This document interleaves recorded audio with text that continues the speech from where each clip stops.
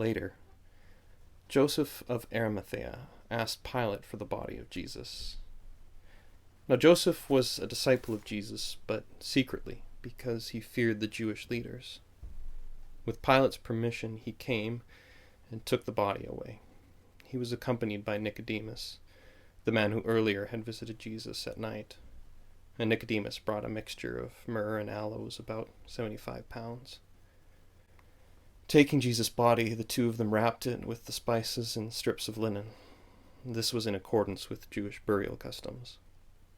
At the place where Jesus was crucified, there was a garden, and in the garden a new tomb, in which no one had ever been laid.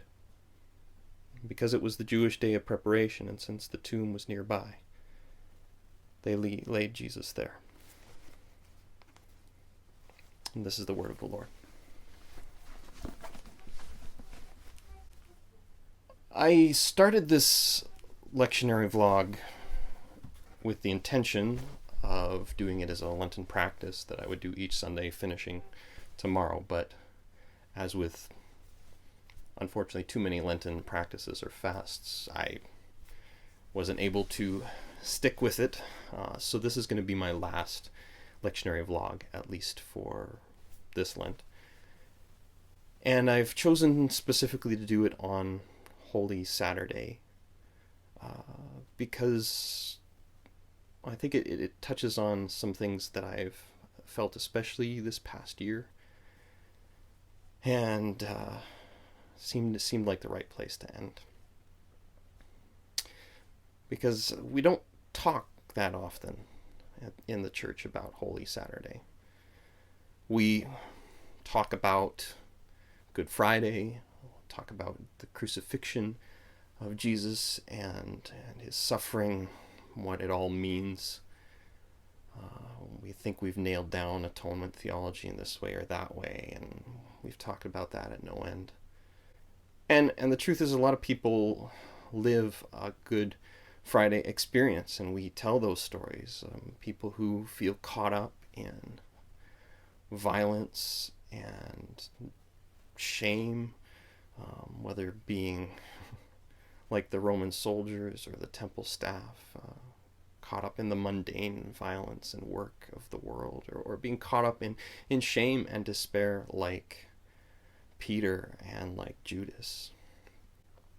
The church also knows how to talk about, especially in the traditions I know, about the hope of Easter Sunday, about the resurrection of Jesus, and the vision for transformation and new life, a new world to come, redemption, restoration.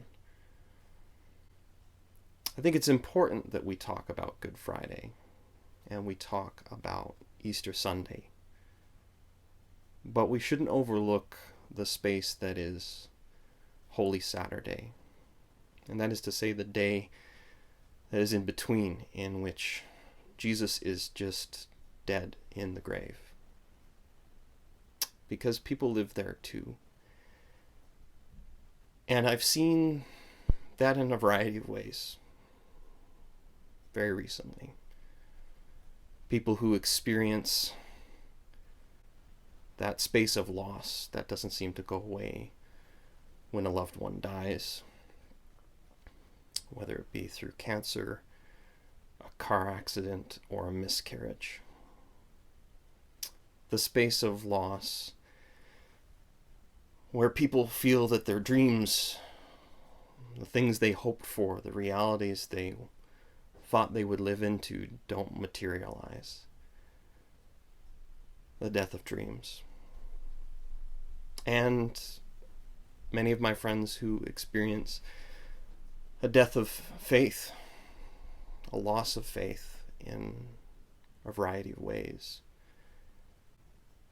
and who in their own way have to mourn that loss.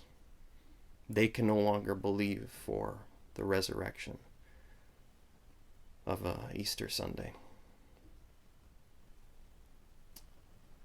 It's important for us to not skip over this space. even if we don't live in those realities. It's important for us to recognize the need for this moment, a moment of loss, desolation, emptiness. Because death is, in some way, for all of us, inevitable, and sometimes even necessary. Sometimes our visions and our dreams have to die. Sometimes our notions of God, our expectations of Jesus and who he is, need to die.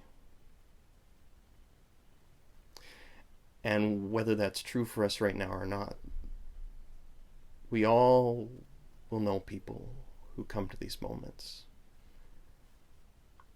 And in these moments, there's a temptation to retreat back into Good Friday or to run forward into the resurrection of Easter Sunday. But the truth is there are no good and easy answers. As if an explanation would offer consolation to the disciples as they sit mourning the loss of Jesus who lies dead in the grave. So let's not be that kind of people.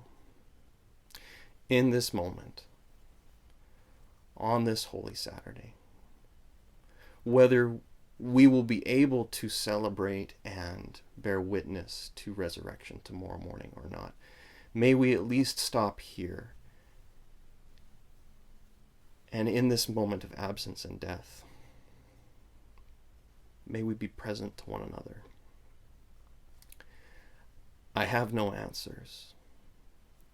I only have my presence to offer.